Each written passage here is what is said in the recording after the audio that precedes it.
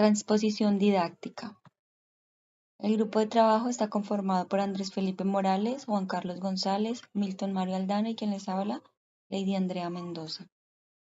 ¿Qué es la transposición didáctica? Según Chevallard, citado por Bravo 2005, es el proceso en el que se transforma un conocimiento científico en un objeto de enseñanza adaptado al contexto escolar.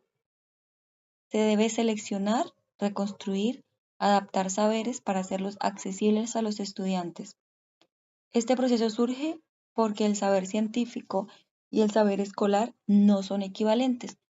Es decir, los chicos en edad de etapas de bachillerato no pueden entender los textos científicos, no tienen todavía como esa capacidad de comprenderlos. Un ejemplo de transposición didáctica es cuando se pasa un número natural, pasa de sus formalizaciones teóricas a la representación usada en el entorno escolar, según Vázquez 2010. Ahora, ¿cómo se realiza la transposición didáctica? Tiene 4 etapas. La primera es la selección de contenidos. Se transposiciona el conocimiento, se hace una formulación didáctica y se evalúan los ajustes. En la primera etapa, que es selección de contenidos, se selecciona el conocimiento científico que se va a enseñar. Este debe ser el más relevante para el estudiante. Debido a que hay muchísima información, entonces hay que seleccionar qué es lo que va a ser más necesario para el estudiante. En la segunda etapa, el contenido que ya se seleccionó, se le debe realizar una transformación para que sea comprensible y accesible para el estudiante. Luego se va a hacer la formulación didáctica. En esta etapa, el contenido transformado se presenta en el aula.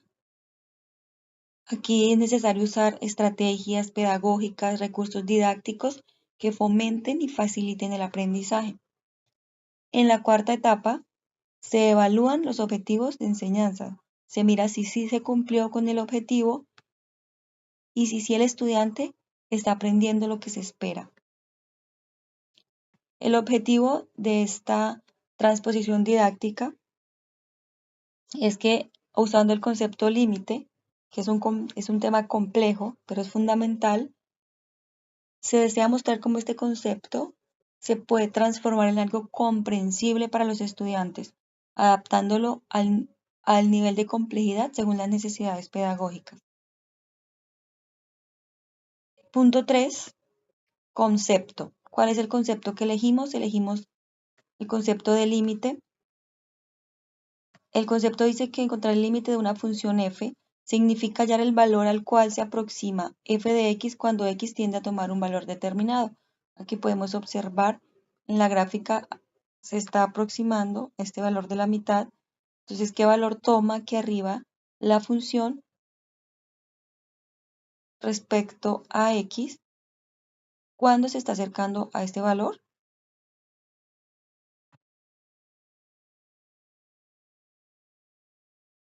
Listo, aquí tenemos un ejemplo, el límite de la función en el punto A.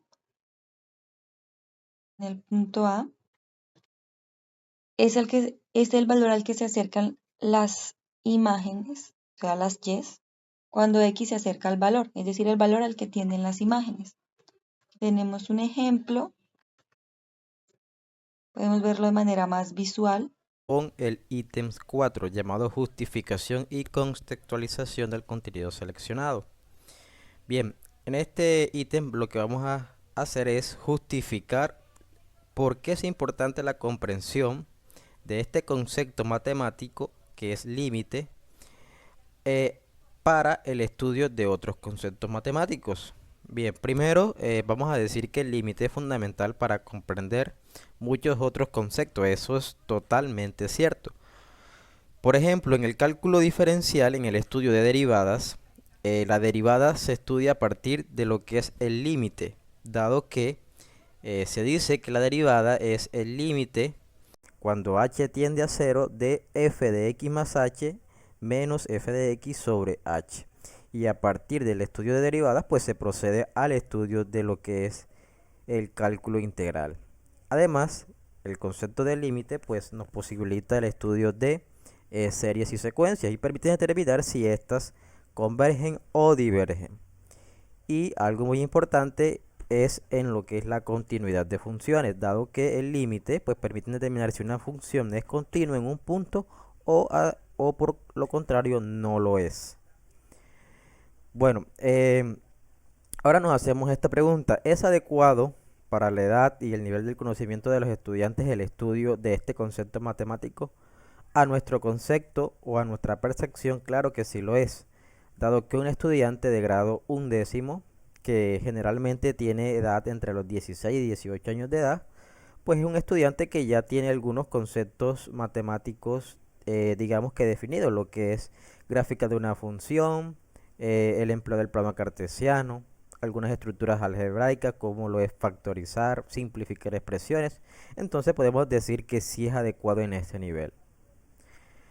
Entonces, para que el estudiante pues comprenda o le dé importancia a este concepto matemático, debemos aclararle a él de que el límite tiene muchas aplicaciones y aquí vamos a resaltar algunas de ellas. Primero, es aplicado en física para hallar lo que es la velocidad instantánea, dado que la velocidad instantánea se define como la tasa de cambio de la posición de un cuerpo con respecto al tiempo en un momento específico y se calcula la velocidad instantánea mediante la ecuación del límite cuando el tiempo tiende a cero sobre aquí el cambio de S representa la posición sobre el cambio del tiempo. De esta manera se halla la velocidad instantánea utilizando límite. Otra aplicación es en el crecimiento poblacional, pues en el crecimiento poblacional se aplica el límite en la tasa de crecimiento, que ésta determina qué tanto crece una población, ya sea la población de un pueblo o de una ciudad, con respecto a el tiempo dado. Y se define como el límite en el cociente de la tasa de cambio de la población con respecto al tiempo. Otra aplicación es en las economías y finanzas, dado que el límite pues estudia o se puede determinar la elasticidad de la demanda y la oferta mediante la aplicación del límite cuando, por ejemplo, la tasa o la demanda ofrecida va a tener cambios con el precio. Y esto pues ayuda a determinar si un cambio en el precio afectaría significativamente la cantidad de la demanda.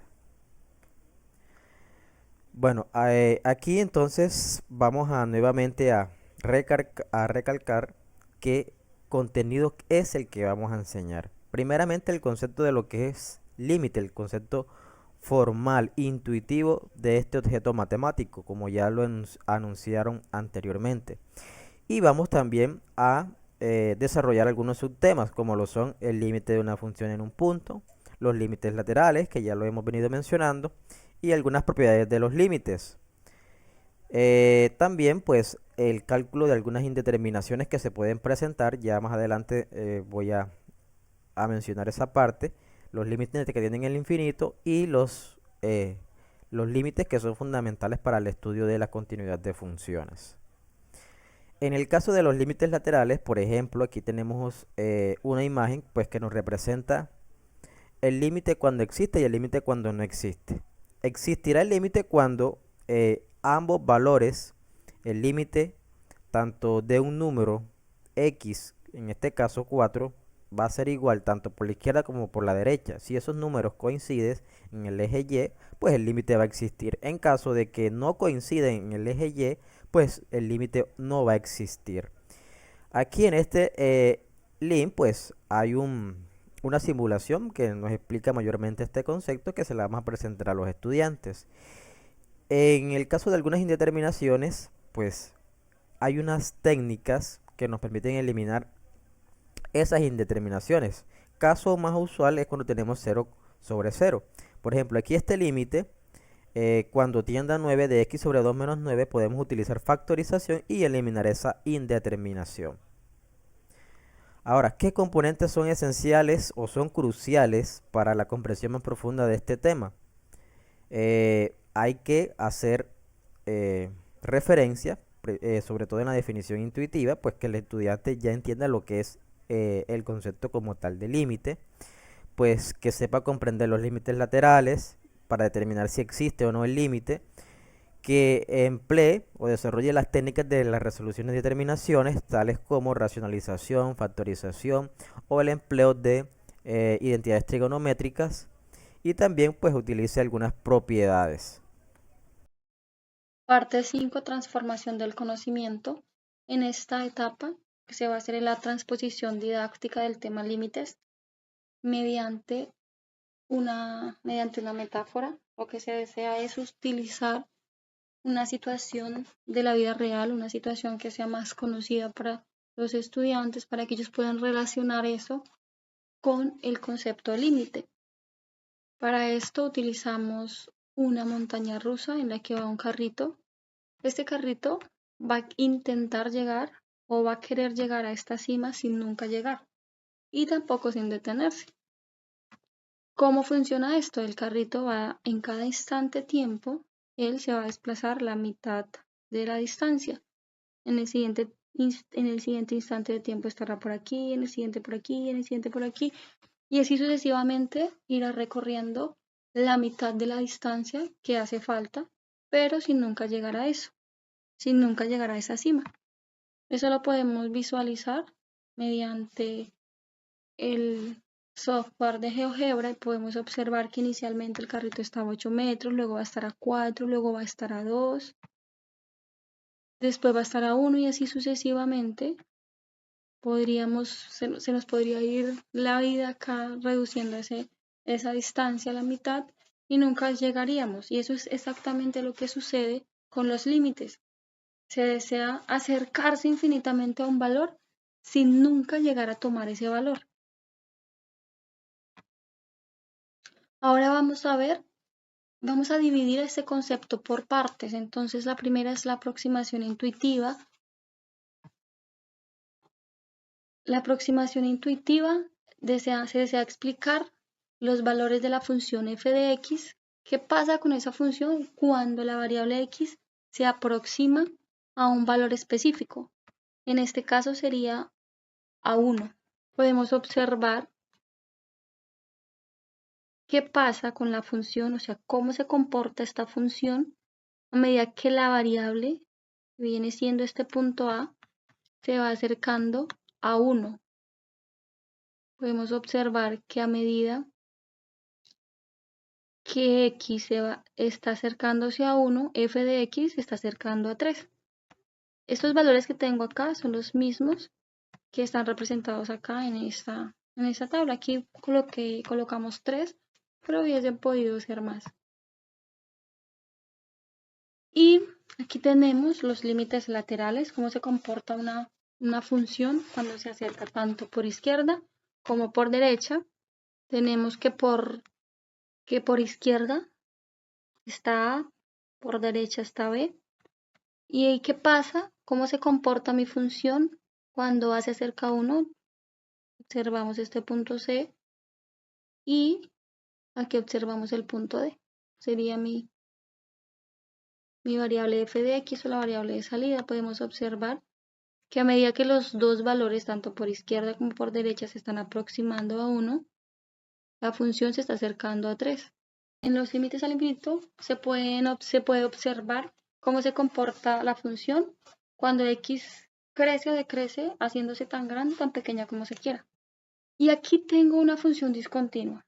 La función que observamos en GeoGebra ahorita tiene una discontinuidad en 1, pero podemos observar que es evitable porque puedo intuir que pasa exactamente en 1 cuando la variable se está acercando, que no es el caso acá, porque podemos observar que cuando se acerca por izquierda tiende a un valor diferente a cuando se acerca por derecha. Entonces acá tengo una discontinuidad y es inevitable.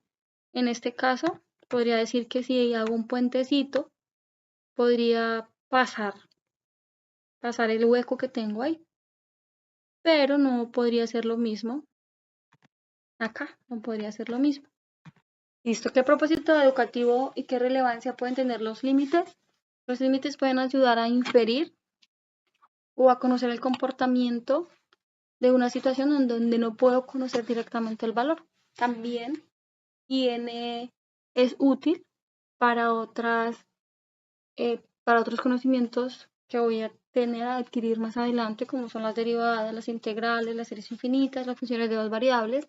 También tiene aplicaciones en física, en economía, en ingeniería, en computación, y ayuda a desarrollar un pensamiento lógico, una capacidad de abstracción, un razonamiento numérico, ayuda a la resolución de problemas, en la aplicación de teorías matemáticas y en la interpretación de gráficas.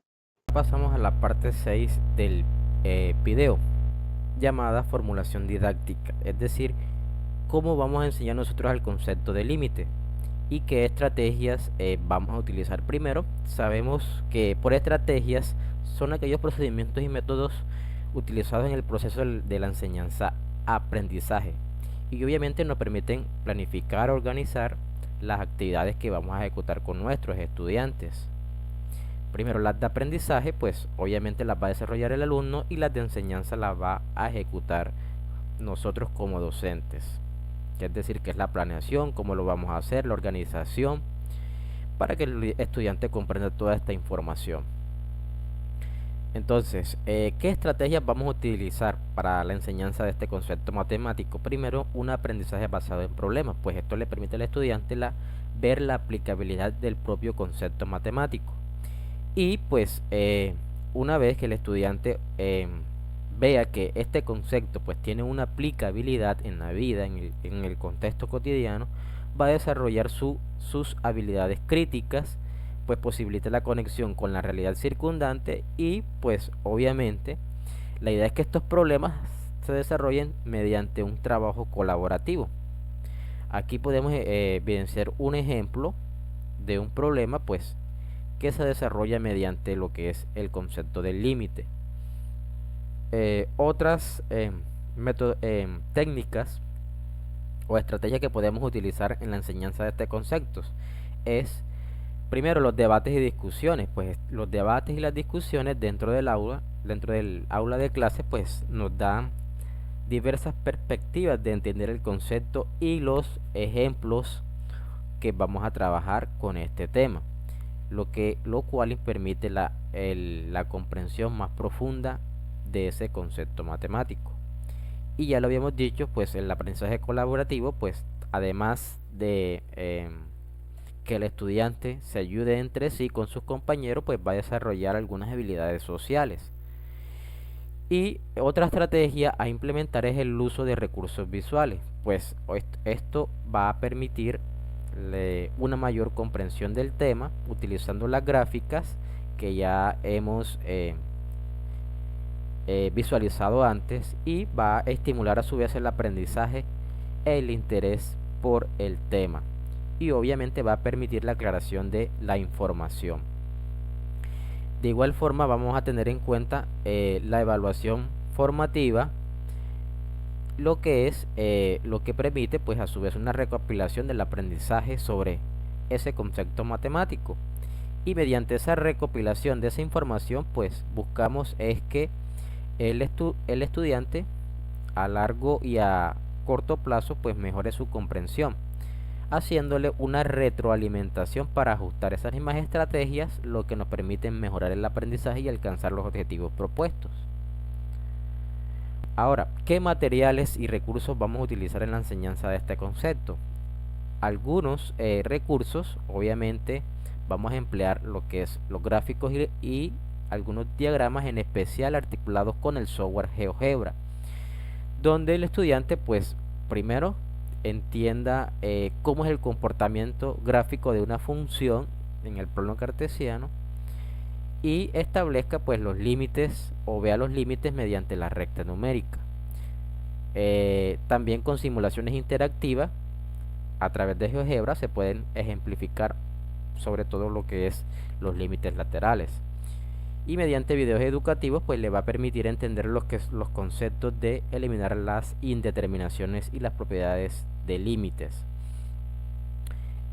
Otro recurso pues los libros de texto que vamos a utilizar, los tableros y material didáctico, dado como lo son las hojas, los talleres que se le atienden a algunos estudiantes y los ejercicios prácticos o de aplicación mediante esos mismos talleres. Una actividad interactiva, como ya la mencionamos, podría ser esta que evidenciamos acá. Bueno, aquí como tenemos la imagen, digamos no podemos reiniciar para que este valor, cuando x tienda a 2, aquí está, cuando x tiende a 2, se muevan las flechitas verdes a el punto 0,5 o un medio que especifica acá. Pero aquí en este link pues le vamos a aplicar al estudiante cómo sería esa simulación para entender el concepto de lo que es límite. Y un enfoque diferenciado, pues los enfoques diferenciados se destacan para adaptar algunos métodos de enseñanza y satisfacer las necesidades diversas que podemos encontrar en el aula de clase. Y vamos a desarrollar algunas actividades como la de diversificación, como lo son los medios visuales y las actividades prácticas y manipulativas, un trabajo colaborativo para los que los estudiantes ayuden entre sí, la flexibilidad en el aprendizaje, dejando algunas opciones de tarea, de ejercicios prácticos, y a la atención algunas necesidades especiales como lo es un apoyo individualizado, y pues a ese estudiante adicionarle algunos recursos adicionales.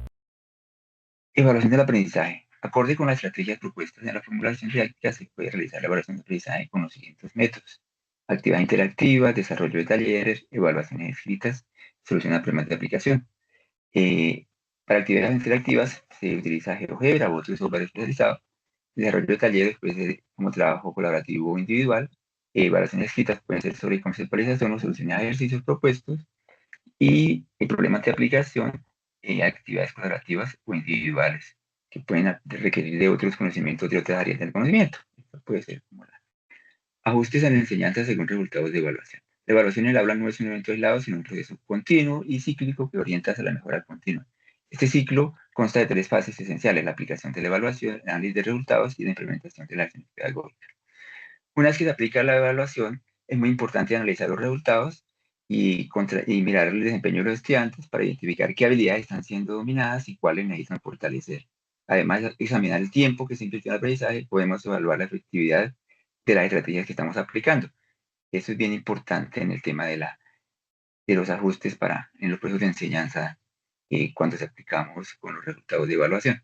Tener en cuenta. Ajustes en la enseñanza.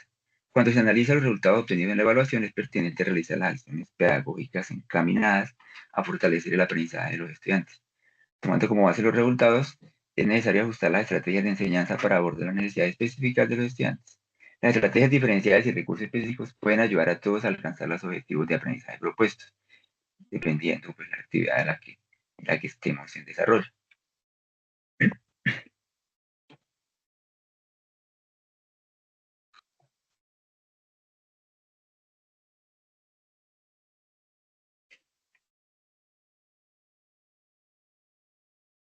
Conclusión.